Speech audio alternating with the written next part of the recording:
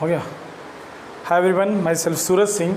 आज आप लोगों को क्लास 12th के लिए कुछ नया स्टार्ट करने जा रहा हूँ और वो होगा हमारा कूलम्ब्स लॉ। तो कूलम्ब्स लॉ में हम लोग थोड़ा सा पढ़ेंगे और उसके बाद ज़्यादा टाइम वेस्ट नहीं करेंगे, हम लोग वेक्टर फॉर्म पढ़ेंगे। तो हम पहले थोड़ा सा कूलम्ब्स लॉ पढ़ लेते हैं, उसके बाद हम लोग तो कूलम्ब्स लॉ में कुछ खास नहीं है, तो चलिए देखते हैं क्या है। कूलम्ब्स ने एक अपने डिफिनीशन में कहा कि जो दो चार्जेस होते हैं, हमने इसके पहले बताया था कि दो चार्जेस या तो अट्रैक्ट करते हैं या तो रिपेल करते हैं। तो दो चार्जेस अगर वहाँ पे हैं, उनके बीच अट्रैक्शन या रिपल्सन फोर्स लग रहा है, तो उनका जो अट्रैक्शन या रिपल्सन फोर्स का अमाउंट होगा वो कूलम्ब्स लॉ के मेथड से निकाला गया। मतलब कूलम्ब्स ने उनके बीच लगने वाला अट्रैक्शन फोर्स का मेजरमेंट किया और वो मेजरमेंट एफ उन्होंने बताया क्या कि अगर दो चार्जेस को, चाहे वो लाइक चार्जेस हों और चाहे अनलाइक चार्जेस हों, अगर दोनों किसी डिस्टेंस से सेपरेटेड हों तो उनके बीच लगने वाला फोर्स ऑफ अट्रैक्शन और फोर्स ऑफ रिपल्सन उन दोनों चार्जेस के प्रोडक्ट के डायरेक्टली प्रोपोर्शनल होता है। ध्यान रखिए, यहाँ पे कुछ स्पेशल नहीं है, हमें पता है कि इसमें बहुत लोग जानते भी होंगे। तो दो चार्जेस के बीच लगने वाले फोर्स के हमने क्या पढ़ा रहा है, कूलम्ब्स लॉ। कूलम्ब्स लॉ, तो कूलम्ब्स लॉ में दो चार्जेस के बीच लगने वाले फोर्स, चाहे वो अट्रैक्शन हो चाहे वो रिपल्सन हो, तो दोनों चार्जेस के बीच लगने वाला फोर्स जो होगा उन दोनों चार्जेस के प्रोडक्ट के डायरेक्टली प्रोपोर्शनल होता है। फिर वही कूलम्ब्स ने फिर और क्या कहा कि इन दोनों के बीच लगने वाला जो फोर्स होगा उनके बीच डिस्टेंस के स्क्वायर की इन्वर्सली प्रोपोर्शनल होगा। मतलब एफ जो होगा आर स्क्वायर की इन्वर्सली प्रोपोर्शनल होगा, आर की स्क्वायर की इन्वर्सली प्रोपोर्शनल होगा। बात क्लियर हुई। अब इसको हम मान लेते हैं इक्वेशन नंबर फर्स्ट, इसको मान लीजिए equation number second. Combining from equation first and second, from first and second हम कह सकते हैं combining, we are combining first and second. So F proportional to Q1 Q2 upon R square होगा, no doubt होगा। अब हमने कहा कि इन दोनों कंबाइन करने पे आया, आपने क्लास 9th 11th में पढ़ा है ग्रेविटेशनल फोर्स को निकालने के लिए, तो वहाँ पे M1 M2 upon R square था, यहाँ पे क्या है Q1 Q2 upon R square है। अब हमने क्या कहा, प्रोपोर्शनल साइन हटा दीजिए और क्या लगा दीजिए, इक्वल। जब इक्वल लगाएंगे तो यहाँ पे कोई कांस्टेंट आएगा, that is Q1 Q2 upon R square, इसको डिफाइन किया गया। अब इस k की वैल्यू बाद में रखी गई, k की वैल्यू जिस तरह से ग्रेविटेशन कांस्टेंट g की वैल्यू रखी गई थी वैसे k की वैल्यू भी होती है और k को ऐसे रिप्रेजेंट किया जाता है 1/4 पाई एप्सिलॉन नॉट। हम एप्सिलॉन नॉट के बारे में बात कर लेते हैं। This is the permittivity which affect the force between two charges, मतलब एक ऐसी फिजिकल क्वांटिटी जो कि दो चार्जेस के बीच लगने वाले फोर्स को अफेक्ट करता है और इसकी वैल्यू अलग अलग मीडियम के लिए अलग अलग होता है। कह सकते हैं कि ये एप्सिलॉन नॉट जो है वो permittivity in free space. Epsilon not क्या है, इसको बोलते क्या, देख लीजिए यहाँ पे एप्सिलॉन, एप्सिलॉन स्पेलिंग में भी डिफरेंट हो, ठीक है। इसका मतलब होता है परमिटिविटी इन फ्री स्पेस, मतलब फ्री स्पेस में इसकी क्या होती है, परमिटिविटी होती है। लेकिन अगर यहाँ पे कोई मीडियम हो जाए, दोनों चार्जेस के बीच कोई मीडियम रख दें जिसका डाइलेक्ट्रिक कांस्टेंट k हो, तब यहाँ परमिटिविटी एप्सिलॉन नॉट ना लिख करके k की वैल्यू हो जाएगी 1/4 pi epsilon r, that is called relative permittivity. या एप्सिलॉन r हम आपको साथ पहले डिफिनीशन बताया होगा कि epsilon r is equal to होता है epsilon m upon epsilon not.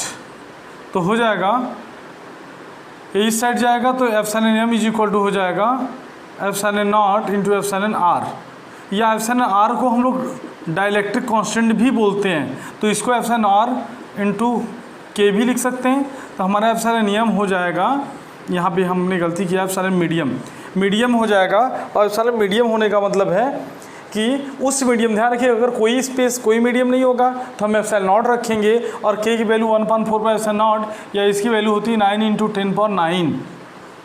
ठीक है, अभी हम आपकी इसकी यूनिट भी बताना सिखाएंगे कैसे आएगा। हम यहाँ पे एप्सिलॉन m रख देंगे कब, जब उनके बीच फ्री स्पेस मतलब वैक्यूम ना हो, कोई मीडियम रखा हो, वुडन ब्लॉक रखा हो, ग्लास रखा हो दो चार्जेस के बीच, तो के की वैल्यू हो जाएगी 1/4 पाई एप्सिलॉन एम।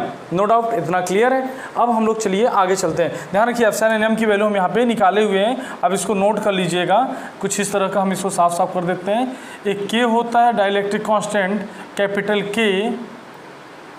के is equal to epsilon R is equal to epsilon M, मतलब permittivity in medium upon permittivity in the space. तो ये एप्सिलॉन नॉट इधर आएगा, तो epsilon M is equal to epsilon naught into are.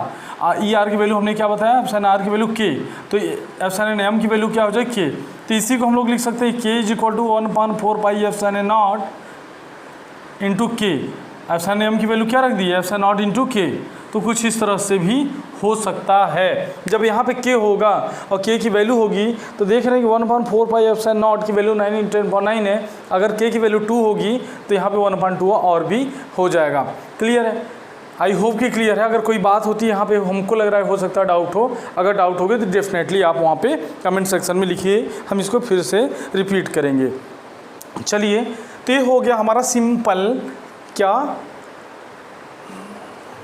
Coulombs law. Coulombs law को हम लोग इस तरह से भी लिख सकते हैं, एफ इज इक्वल टू के की वैल्यू रख दो 1/4 pi epsilon naught Q1 Q2 upon R square. ध्यान रखिएगा जब भी फार्मूला लिखेंगे इन फ्री स्पेस और वैक्यूम, फ्री स्पेस में बात करें या फिर वैक्यूम की बात करें। लेकिन अगर यहाँ एप्सिलॉन नॉट के साथ के लगा देंगे तो हो जाएगा 1/4 pi epsilon naught K Q1 Q2 upon R square when kept in a medium. When, इसको यहाँ पर दिख नहीं रहा होगा तो चलिए हम लोग यहाँ पर लिख देते हैं यही चीज़ कि F इज इक्वल हो जाएगा 1/4 pi epsilon naught K Q1 Q2 upon R square. तो यहाँ पे के लिख दिया, वेयर के क्या हो जाएगा, where capital K is dielectric constant. आप इसको नोट करिएगा, समझ में आएगा। आप अपने से बना के इसको नोट करिए। अगर आपको लग रहा है कि नहीं कुछ प्रॉब्लम है तो उसको हम लोग फिर से देखेंगे। तो चलिए हम लोग, ये हो गया सिंपल फॉर्म, मतलब कुलम्स लॉ का एक सिंपल मैग्नीट्यूड निकालने के लिए हो गया। लेकिन मेरे दिमाग में क्लिक किया, क्या क्लिक किया कि F is a vector quantity और हमने कह दिया Q1 Q2 एक स्केलर क्वांटिटी है, आर हमने डिस्टेंस को भी ले लिया स्केलर क्वांटिटी। तो फिर हमारा ये वेक्टर कैसे होगा, अगर हम कोई भी वेक्टर अगर किसी स्केलर पे ही डिपेंड है। अगर कोई वेक्टर, दिमाग लगाइए, दिमाग में क्लिक करिए कि अगर कोई वेक्टर केवल स्केलर पर डिपेंड है तो कंफर्म है कि वो कैसे वेक्टर हो सकता, नहीं हो सकता। अगर उसको वेक्टर बनाना है तो उतने ही मैग्नीट्यूड ले लीजिए, बट उसके साथ एक क्या लगाइए, यूनिट वेक्टर कर दीजिए। वेक्टर, यूनिट वेक्टर उसको क्या दिखाएगा, रास्ता दिखाएगा। क्या, कौन सा रास्ता दिखाएगा, उसको किसी एक पर्टिकुलर डायरेक्शन में जाने के लिए बताएगा। अब वो उसकी यूनिट वेक्टर की मैग्नीट्यूड क्या होता है, 1 होता है, मतलब उसके मैग्नीट्यूड में चेंजेस नहीं करेगा। समझिए फिर से कि मैग्नीट्यूड में अगर चेंज नहीं करना है और मुझे डायरेक्शन भी देना है, तो डायरेक्शन देने के लिए हम एक ऐसे वेक्टर की मल्टीप्लाई करेंगे जिसका मैग्नीट्यूड 1 हो बट वो वेक्टर हो, और जब वेक्टर होगा तो वो अपने पूरे डायरेक्शन देगा। चलिए हम इसका थोड़ा सा छोटा सा एग्जाम्पल लेके समझते हैं। इसको आप नोट कर लीजिए, स्क्रीनशॉट ले लीजिए। चलिए हम लोग देखते हैं, जैसे जैसे हम बताएं वैसे वैसे नोट करना है, आगे पीछे नहीं। चलिए हम लोग समझते हैं। हमारा जो टॉपिक है vector form of Coulomb's law पढ़ेंगे हम लोग। क्या पढ़ेंगे, vector form of Coulomb's law. हमारा टॉपिक है vector form of Coulomb's law. Vector form of Coulomb's law. तो सबसे पहले हमको वेक्टर पढ़ना है, क्योंकि ज़रूरी नहीं कि सभी लोग पढ़े ही हों, ज़रूरी नहीं सभी लोग क्लास 11 में बहुत इंटेलिजेंट ही हों, बात श्योर है। तो हम लोग वेक्टर पढ़ते हैं, बस थोड़ा सा समझते हैं कि मान लेते हैं ओरिजिन है, this is X, this is Y, मान लेते हैं कोई भी वाई हो, दिस वाई है and this is Z, this is X, this is Y, this is Z. हम मान लेते हैं कि हम यहाँ पर कोई पॉइंट ले रहे हैं, we are talking about the 3D।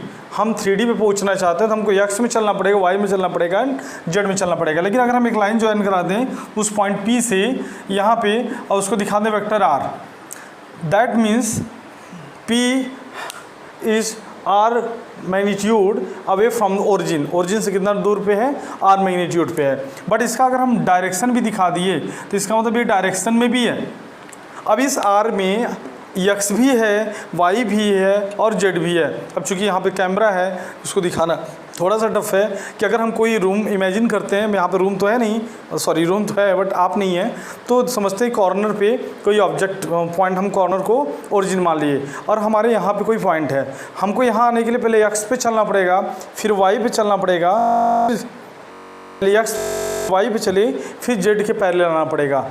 मतलब कुल मिलाकर यहाँ पहुँचने के मुझे x y z तीनों में ट्रेवल करना पड़ेगा। तो R पर जाने के लिए, मतलब पॉइंट P पर जाने के लिए हमको x y z तीनों में चलना पड़ेगा। मतलब R gives us x y z all 3 directions. तो अगर हम P पे हैं तो इसका पोजीशन वेक्टर मान लेते हैं, यहाँ पे P है और यहाँ Q है, तो हमको 2 पॉइंट मिले ना, तो भाई R से काम नहीं चलेगा। तब क्या रखना पड़ेगा, वेक्टर R1, मतलब R का क्या रखना पड़ेगा, वेक्टर R1, और Q को हमको क्या रखना पड़ेगा, vector R2। This is vector R2 and now this line, ध्यान रखिएगा, vector R1 gives us the position vector of P and vector R2 gives us the position vector of point Q। मतलब P जो है sorry R1 जो है P का position vector देता है और R2 जो है Q का पोजीशन वेक्टर देता है। अब अगर हम PQ को निकालें तो PQ को निकालने के लिए हमने अब क्लास 11 पढ़े हैं, तब भी हम जानबूझ के इसको रिवीजन करा रहे हैं कि अगर P का पोजीशन वेक्टर R1, Q का पोजीशन वेक्टर R2, तो हमारा PQ जो हो जाएगा वेक्टर PQ। तो लिखेंगे पोजीशन वेक्टर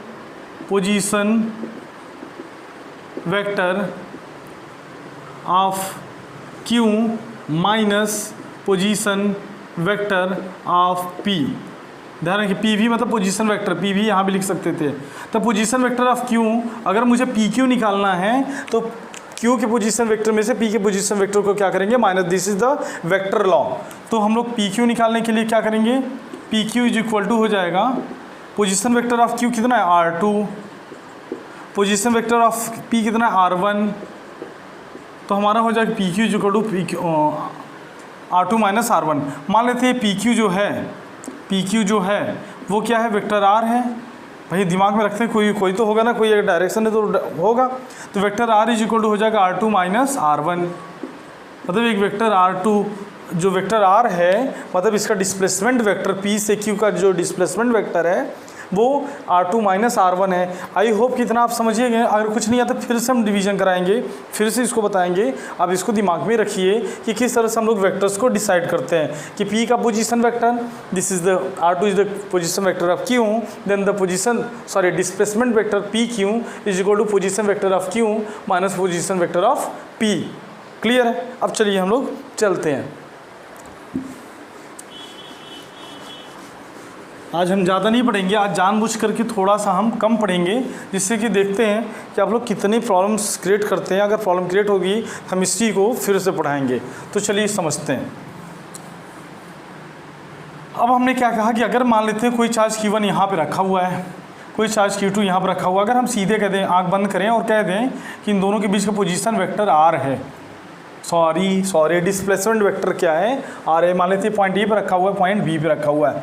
हमने कहा कि Q1 और Q2 के बीच का जो डिस्प्लेसमेंट वेक्टर है वो कितना है, R है। हमने कह दिया, मान लिया, लेट कर लिया, सपोज कर लिया। तो अगर ये R है तो इसका मैग्नीट्यूड कितना होगा, मॉड ऑफ R का, इसको मॉड ऑफ R होगा। This is the magnitude between A and B by using Coulomb's law. Coulomb's law ने क्या कहा था, F is equal to 1/4 pi epsilon naught. चाहो तो K लगा दो, कब, जब वो जरूरी नहीं कि हमेशा वैक्यूम में रखा जाए। अगर आपको K नहीं लगाना है तो आपके स्टेटमेंट में लिखना पड़ेगा कि charges are in free space, मतलब वो फ्री स्पेस में रखे गए हैं। अदरवाइज K लगा देंगे तो आपको लिखना पड़ेगा कि हमने चार्जेस को एक ऐसे मीडियम में रखा हुआ है जिसका डाइलेक्ट्रिक कांस्टेंट K है। नो डाउट, आप आई थिंक आप लोग समझ रहे हैं। चलिए यहाँ पे हमने Q1 रखा, Q2 रखा, फिर हमने डिस्टेंस को स्क्वायर किया, क्योंकि यही तो कहा था उन्होंने, लेकिन हमने यहाँ पे मॉड लगाया क्योंकि वेक्टर के फॉर्म में दिया था, तो हमने उसको मॉड का स्क्वायर कर दिया। अब फिर से तो हमारा स्केलर हो गया। आप क्या करें, कुछ नहीं करना है सर, हमको क्या करना है, यहाँ पे वेक्टर लगाना है। वेक्टर लगा दिए तो यहाँ पे क्या हो जाएगा, R कैप। अगर यहाँ पे हमें जो है वेक्टर बनाना है वेक्टर F को बनाना है, तो हमने अभी जस्ट बताया कि इसमें क्या करना है, आपको कैप लगाना है। क्या लगाना है, कैप लगाना है। R cap means unit vector, unit vector मतलब इसका मैग्नीट्यूड अगर निकालें मॉड निकालें तो क्या आएगा, 1 आएगा। मतलब अगर ये मैग्नीट्यूड अगर इसको हम मल्टीप्लाई किया अगर आर कैप का, तो इसके मैग्नीट्यूड में कोई इफेक्ट नहीं करेगा, लेकिन खुद जो ये है एक डायरेक्शन को दिखाएगा। मतलब ये पूरा का पूरा एक डायरेक्शन दिखा रहा है कि इधर से इधर जा रहा है या इधर से इधर आ जा रहा है। ठीक है, तो ये हमारा डायरेक्शन हो गया। अब हमने पहले भी बताया था कूलम्ब्स लॉ में, क्या बताया था, जो फोर्स का डायरेक्शन होता है 1 to 2 तरफ होता है, 2 से 1 की तरफ होता है, वो यहाँ पे डिसाइड कर लेगा। अब देखिए आर कैप की वैल्यू क्लास 11th में पढ़े थे, R cap is equal to vector R upon mod of R. I hope कि याद होगा क्लास 11th का। R cap is equal to vector R upon mod of R. तो हम क्या करेंगे, अब इसको जितना लिख लिए, अब इसको और चाहे तो आगे लिखें तो vector F is equal to 1/4 pi epsilon naught into capital K Q1 Q2 upon vector R का whole square into R cap की वैल्यू क्या रखेंगे, vector R upon mod of R. अब क्या करेंगे, दोनों को कंबाइंड, मतलब इसको थोड़ा सा डिटेल लिखेंगे। आई थिंक नीचे दिख नहीं रहा होगा, चलिए कोशिश करते हैं। देखिए vector F is equal to 1/4 pi epsilon naught K Q1 Q2 upon, देखिए मॉड ऑफ आर का whole square mod of R, तो मॉड ऑफ आर क्या हो जाएगा, Q1 Q2 one mod of R का whole cube into vector R. This is another vector, this is the vector form of Coulomb's law.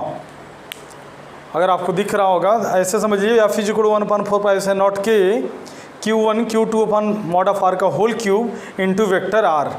या इसको इस format में भी रखे थे, यहाँ पर ये भी हमारा वेक्टर फॉर्म था, इसको हमने वेक्टर लिखा था।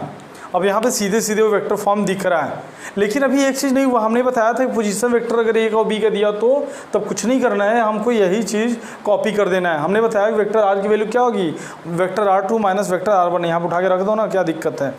वेक्टर आर की वैल्यू क्या रखोगे, vector R2 minus vector R1। चलिए समझते हैं, कुछ खास नहीं है पोजीशन वेक्टर के बारे में जानना, कुछ खास नहीं है। ध्यान रखिएगा, आप रोक करके वीडियो पॉज करिए, इसको स्क्रीनशॉट लीजिए और नोट करिए। कोई डाउट हो तब कमेंट सेक्शन में लिख सकते हैं। हमने क्या कहा, चलिए समझते हैं। जो फोर्स होगा वो F इज इक्वल टू, हमने कहा कि अगर ये पॉइंट ए है और ये पॉइंट बी है, इनके पोजीशन वेक्टर्स यहाँ से कितना है, R1 है और इसका क्या है, R2 है। तो ये हमारा क्या होगा, R2 माइनस R1, मतलब वेक्टर R के प्लेस पे, वेक्टर R के प्लेस पे क्या हो गया, R2 माइनस R1 हो गया। तो कुछ नहीं करना है, वेक्टर R के प्लेस पे तो है, हम जहाँ पे R है वहाँ पे क्या कर देंगे, F is equal to, Coulomb's law को ख़त्म भी करना है आज। F is equal to 1/4 pi epsilon naught के लगा दे रहे हैं, आपको लिखना पड़ेगा। के नहीं लगाएंगे तब भी आपको लिखना पड़ेगा, लिखना दोनों के केसेस में है, ठीक है। Q1 Q2 upon R square या R क्यूब था नीचे, तो R2 माइनस R1 का whole cube into vector R कर दें, सॉरी हाँ वेक्टर R कर दें, और R की वैल्यू क्या होगी, R2 माइनस R1। ये भी हमारा एक फॉर्मेट हो गया, that is also a vector form of Coulomb's law, vector form of Coulomb's law. I hope clear है, कोई डाउट नहीं है। अगर आपको कोई डाउट होता है तो डेफिनेटली कमेंट सेक्शन में लिखिए, हम इसको ज़रूर क्लियर करेंगे। और आज के लिए हम इतना ही करते हैं, जिससे कि आपको जितने भी डाउट्स हो आप उसको पूछ सकें, ठीक है। फिर हम आई होप कि आप कल कमेंट सेक्शन में ज़रूर लिखें आज जो है, और हमको क्वेश्चन करेंगे, ठीक है। थैंक यू, आज के लिए बस इतना ही।